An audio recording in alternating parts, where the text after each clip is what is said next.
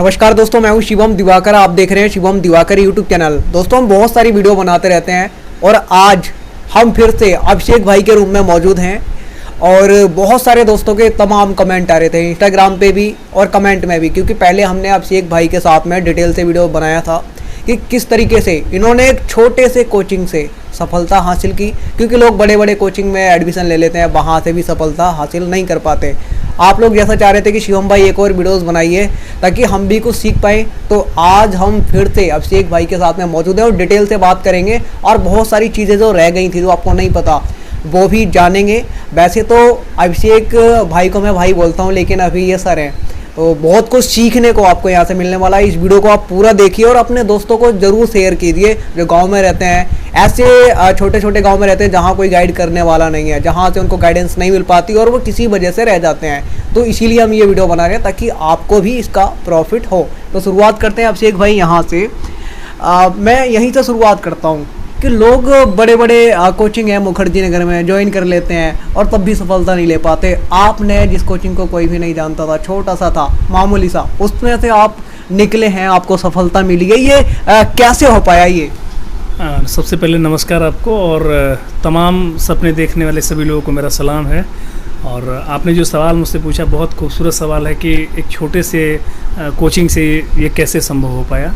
तो मैं ये कहना चाहता हूँ कि कोचिंग छोटा या बड़ा नहीं होता है, उसमें जो व्यक्ति जिसके पास आप जाते हैं और जिसका गाइडेंस आपको मिलता है, तो सही समय पे सही व्यक्ति अगर आपको गाइड करे तो आप किसी भी सफलता को पा सकते हैं। क्योंकि आजकल जो मैं देख रहा हूँ ना, जहाँ पे भीड़ है, जिस कोचिंग में बहुत ज़्यादा भीड़ है, तो लोग सोचते हैं यार ये तो बहुत अच्छा है, मैं भी इसमें चला जाता हूँ भीड़ चाल में। तो इसको किस तरीके से आप समझाना चाहेंगे स्टूडेंट को कि जहाँ पे भीड़ नहीं है वहाँ पे अच्छा सिखाया जाता है? क्योंकि आज देखने को यही मिलता है, जहाँ भीड़ है तो वो अच्छा होगा, मैं भी वहाँ चलता हूँ। आज का जो समय है वो सोशल मीडिया का समय है और मैं ये कहना चाहता हूँ कि भीड़ के पीछे भागने का कोई बहुत फ़ायदा नहीं है। आप अपने स्तर से या अपने सीनियर्स के स्तर से किसी भी के मतलब जानकार के मदद से ये पता करिए कि इस फील्ड में, जिस फील्ड में आप जाना चाह रहे हैं, वो किसी भी फील्ड, वो एसएससी का हो सकता है, यूपीपीसीएस का हो सकता है, बीपीएससी का हो सकता है, यूपीएससी के लिए हो सकता है।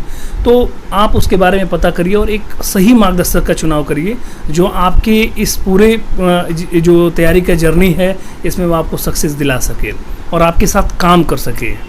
दोस्तों आगे बढ़ने से पहले मैं आपको बता दूं, अभिषेक भाई का नाम अभिषेक राय है, अभिषेक कुमार राय, अभिषेक कुमार राय। आगे बढ़ने से पहले मैं आपको बताना चाहूँगा, अभिषेक भाई का पूरा नाम अभिषेक कुमार राय है और ये CDPO में इनका 38 रैंक है। ये आपको बताना बेहद ज़रूरी था कि बहुत सारे दोस्तों ने कहा था। तो आज हम स्पेशल कुछ क्वेश्चन लेके आए हैं आपके लिए। तो बहुत सारे लोग मानते हैं और हिंदी माध्यम में आजकल बहुत ज़्यादा ऐसा कहा जा रहा है कि मैटर नहीं है। तो क्या मैटर की कमी है या फिर उसे हम देख नहीं पा रहे हैं, हम लोग उसे समझ नहीं पा रहे हैं, या फिर हमारी जो है सोचने की क्षमता जो है कमज़ोर है, हम कहीं ना कहीं भटक जाते हैं पहले ही? मैं ये बताना चाहूँगा कि मेरा जो एग्ज़ाम का माध्यम था वो हिंदी था। तो हिंदी में अगर मैटर की बात करें तो इसके साथ दो बातें हैं। एक तो हिंदी माध्यम में मैटर बहुत है और दूसरी एक बात है कि उस मैटर में से सही मैटर का चुनाव कैसे करें।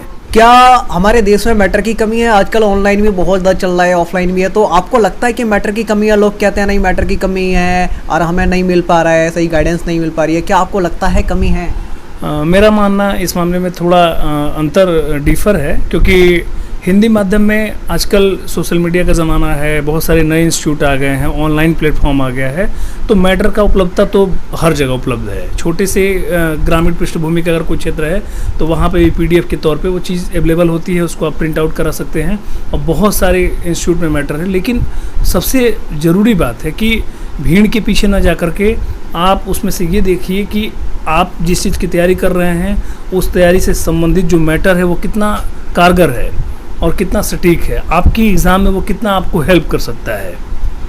अभिषेक भाई, एक और क्वेश्चन मेरा आपसे है। CDPO में 38 रैंक लाना बहुत बड़ी बात है, हर कोई नहीं ला पाता है। हिंदी मीडियम का छात्र बहुत कम लोग ही ला पाते। आपने इस सफलता को कैसे, किस तरीके से हासिल किया, किस तरीके से प्राप्त किया, कैसे हो पाया ये?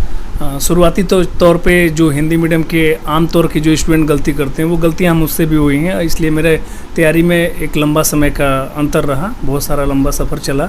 लेकिन सही दिशा में और सही मार्गदर्शक की बहुत बड़ी भूमिका है, जो कि मैं द कोर के जो अमित जैन सर हैं उनके मार्गदर्शन में मैं 2 साल मैंने आंसर राइटिंग का प्रैक्टिस किया और वहाँ से जाकर के चीज़ें मेरी उभर के आईं और फिर जाकर के इस पेपर को मैंने अच्छे से किया था। तो आपने उस छोटे से कोचिंग को ज्वाइन किया और वहाँ से आपको गाइडेंस मिली।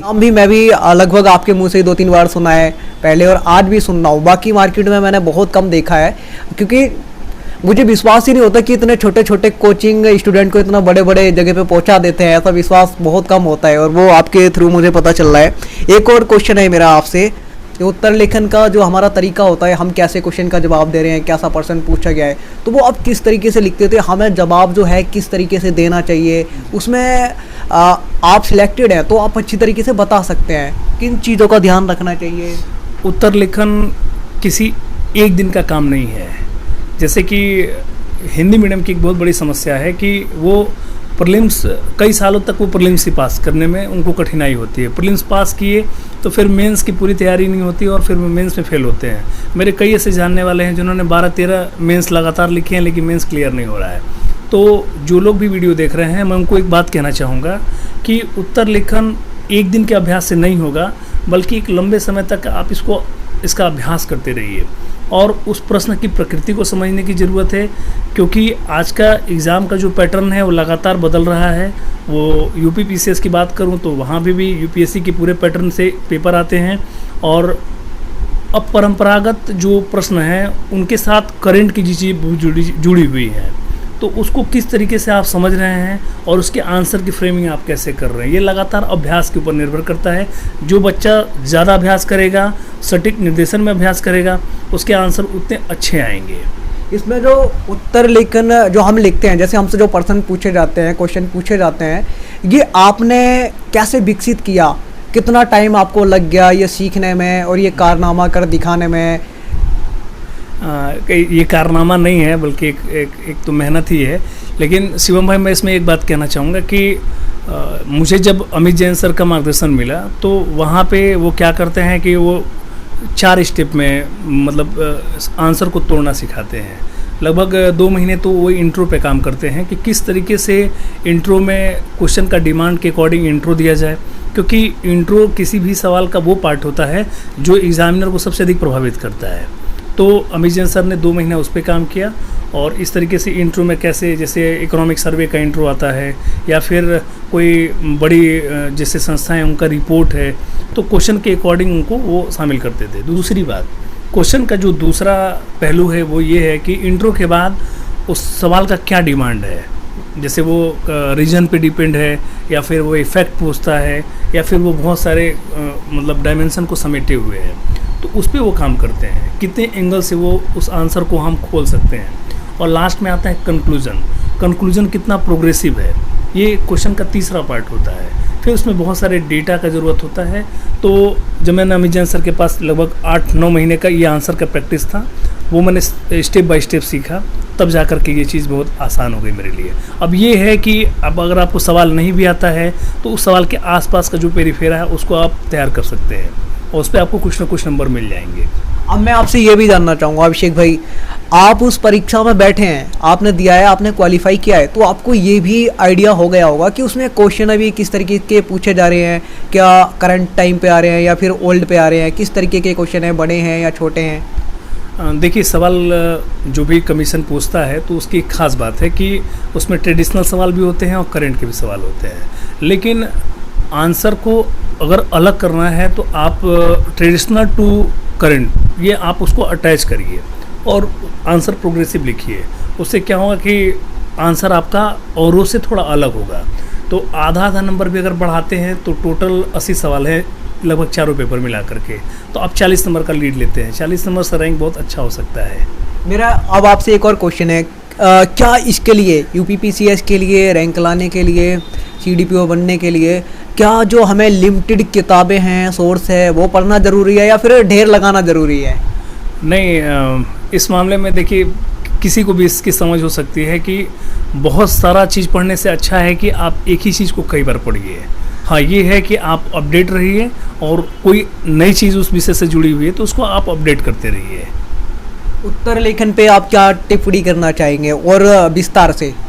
उत्तर किन किन चीज़ों का ध्यान रखना चाहिए जहां हमारे मार्क्स बढ़ सकते हैं, हमारे नंबर बढ़ सकते हैं? ये बहुत अच्छा सवाल है कि उत्तर लेखन को किस तरीके से विकसित किया जाए। तो मैं ये कहना चाहूँगा कि उत्तर लेखन में आप लगातार काम करिए। उसमें फ्लो चार्ट हो गया, डायग्राम हो गया, मैप हो गया, डेटा हो गया, रिपोर्ट हो गया, इन सब चीज़ों को शामिल करिए। उससे क्या होगा, आपका आंसर सबसे बिल्कुल अलग यूनिक दिखेगा। तो उसमें अगर आप सेलेक्ट होना चाहते हैं तो अच्छे रैंक के लिए अच्छे मार्क्स की ज़रूरत है। तो 10 नंबर का अगर कोई सवाल है तो उसमें आप लगभग 60% या 65% नंबर इजीली गेन कर सकते हैं। दूसरी एक महत्वपूर्ण बात कि आप आंसर की जितनी प्रैक्टिस करेंगे तो 20 सवालों को एक लिमिटेड टाइम में बहुत अच्छे से फ्रेम कर सकते हैं। सवाल अगर नहीं छूटता है तो आपके सिलेक्शन के चांस उतने ही बढ़ जाएंगे। आगे जो हमारे छोटे भाई बहन हैं, कहीं ना कहीं क्या होता है, जब वो मुखर्जी नगर आते हैं या किसी बड़े शहर की चकाचौंध में पहुंचते हैं तो वो भटक जाते हैं, अपने लक्ष्य से भटक जाते हैं, यानी कि पहुंचना कहीं और चाहते हैं और पहुंच जाते हैं कहीं और। तो उन लोगों को आप क्या राय देना चाहेंगे, क्या सिखाना चाहेंगे? क्योंकि आपका अनुभव भी है, एक्सपीरियंस भी है, सिलेक्टेड भी है, काफ़ी सारी चीज़ें हैं। क्योंकि आज जो आपके पास अनुभव है उसके लिए उनको बहुत भटकना पड़ेगा, तब जाके कहीं मिलेगा, लेकिन इस वीडियो के थ्रू आज ही उनको मिलने वाला है। तो आप उनको किस तरीके से राह दिखाने वाले हैं, क्या बताने वाले हैं, क्या कहने वाले हैं? जो भी सपना देख करके तैयारी शुरू कर रहा है तो उसके साहस को सबसे पहले मेरा सलाम है, क्योंकि वो बहुत हिम्मती है जो अपने आप को दूसरों से अलग एक नई दिशा में लेके जाना चाहता है। कोई भी हो, वो लड़की हो या लड़का हो, कोई भी इस तरीके का जो प्रयास कर रहा है वो बहुत संयमित होता है, पहली बात। और सपने जिसके पास भी हैं वो इतना अवेयर तो होता ही है कि उस सपने को वो कैसे पूरा करे। हाँ, बस एक चीज़ है कि जब कोई जगह नई होती है, नए दोस्त होते हैं, तो आप अपने सपने को प्राथमिकता दीजिए और उस सपने के अकॉर्डिंग जितनी चीज़ें हैं पढ़ाई लिखाई की, उसको आप बहुत पहली प्राथमिकता में रखिए। तो निश्चित तौर पे आप भटक ही नहीं सकते हैं। और बहुत भटकता है मन, तो फिर अपने घर वालों के बारे में सोचिए, उन लोगों के बारे में सोचिए जो आपके सपने को पूरा होते हुए देख के कितना खुश होंगे। निश्चित तौर पे आपका मार्गदर्शन बिल्कुल सही होगा और आप बहुत बेहतर करेंगे। एक और क्वेश्चन है मेरा आपसे, इसमें जो आपको सफलता आपको मिली है, आपका सफलता का ये राज है, इसके पीछे आपको क्या लगता है, आपके अलावा किन किन लोगों का हाथ है जो लोगों को नहीं पता, आपको ही पता है? आज उसका भी जो राज है वो खोल दीजिए। बिल्कुल, मैं ये कहना चाहूँगा कि सफलता कभी व्यक्तिगत नहीं होता है। मेरी सफलता में बहुत लोग ऐसे रहे जो जिन्हें मैं जानता भी नहीं हूँ, उन लोगों ने भी मेरे के लिए बहुत मदद किया। और जो लोग मेरे साथ में रहे, जैसे कि मैं किसका नाम लूँ, बहुत सारे लोग हैं, उसमें अगर किसी का नाम लेता हूँ तो कुछ लोगों को ख़राब लगता है, लेकिन निश्चित तौर पे मैंने अपने पिछले वीडियो में बहुत लोगों को मेंशन किया। लेकिन इस तैयारी के दरमियान जो मुखर्जी नगर का प्लेटफॉर्म रहा, वहाँ पे मुझे एक तो पहले ही मैंने आपको कहा है कि अमित जैन सर का मार्गदर्शन रहा। दूसरा, राकेश, मेरे एक दोस्त हैं, राकेश जी बिहार के हैं, वो मेरे आंसर राइटिंग में भी उनका बहुत सारे कंटेंट तैयार करते थे। मेरे इंटरव्यू के टाइम में भी उन्होंने बहुत सारी चीज़ों का फाइलिंग किया। प्रभात भैया हैं, ललित भैया हैं, और सुमित श्रीवास्तव सर हैं, और सत्यपाल भाई हैं, बाकी काका रंजन और अभिषेक, इन सारे लोगों ने अपने अपने स्तर पर बहुत मेरे लिए कोशिश किया। एक शिवम पटेल सर हैं जो जिनका मतलब मेरे इंटरव्यू के टाइम में बहुत काम रहा। तो इस तरीके के सभी लोगों का सहयोग रहा, तब जा कर के कोई चीज़ सफल हो पाती है। तो इन सब लोगों को भुलाया नहीं जा सकता, ये लोग बहुत मेरे लिए प्रिय हैं। यानी कि ये लोग पर्दा के पीछे थे, आज सामने आ गए। दोस्तों, मैं आपसे एक चीज़ और कहना चाहूँगा, हमने डिटेल में पूरी 5 वीडियो और बनाई है आपसे एक भाई के साथ में, तो आप डिस्क्रिप्शन में जाएंगे, वहाँ पे हमने लिंक डाल रखे हैं, आप उनको भी देखिए, वहाँ से आपको बहुत कुछ सीखने को मिलेगा। एक और मेरा बहुत तगड़ा क्वेश्चन आपसे है, आजकल क्या है, परीक्षाओं में जो परीक्षाएं होती है उसमें लाखों बच्चे बैठते हैं, यानी कि जो छात्र और छात्राएं हैं, विद्यार्थी हैं, उनकी संख्या तो परीक्षा में बढ़ती जा रही है दिनों दिन, लेकिन जो रिजल्ट आता है उसमें बहुत कम निकल रहे हैं। ऐसा क्यों? उसमें निकलते बहुत कम है, बैठते बहुत ज़्यादा है, उसमें से सफल बहुत कम होते हैं, ऐसा क्यों? देखिए, एक बात तो स्पष्ट है कि हिंदी मीडियम को लेकर के मैं कहना चाहता हूँ कि भीड़ बहुत तेज़ी से बढ़ रही है, लेकिन सक्सेस का जो रेशियो बहुत कम है। तो इस पे चिंतन करने की ज़रूरत है। लगातार जो भी हिंदी मीडियम के स्टूडेंट हैं, मैं ये कहना चाहूँगा कि प्रीलिमिनरी के लेवल पे भी वो लोग, जैसे इससे पहले वाले वीडियो मैंने बताया है कि कैसे छोटे छोटे शॉर्ट नोट्स तैयार करने हैं, और प्रीलिम्स का ग्रुप बना करके 3-4 लोग मिल करके और एक टाइम सेट करके उसमें आप ग्रुप डिस्कशन करिए, चीज़ों को आपस में एक दूसरे से पूछ के तैयार करिए, और मेंस में कलेक्टिव एफर्ट लगाइए। कुछ लोग मिल करके एक ग्रुप बना करके मेंस के हर टॉपिक पर काम करिए, क्योंकि फाइट जनरल है, पूरी तरीके से ओपन फाइट है, उसमें हर स्टेट के लोग हैं। तो इसमें आप जितना ज़्यादा एक दूसरे के साथ सहयोग करेंगे, एक दूसरे के साथ मिलकर काम करेंगे, अपने ऑप्शनल सब्जेक्ट पे बहुत अच्छे से काम करिए। ऐसे में 6 कोर हैं, उन सारे 6 कोर पे आप बहुत उम्दा अपना एक कंटेंट राइटिंग करके रखिए।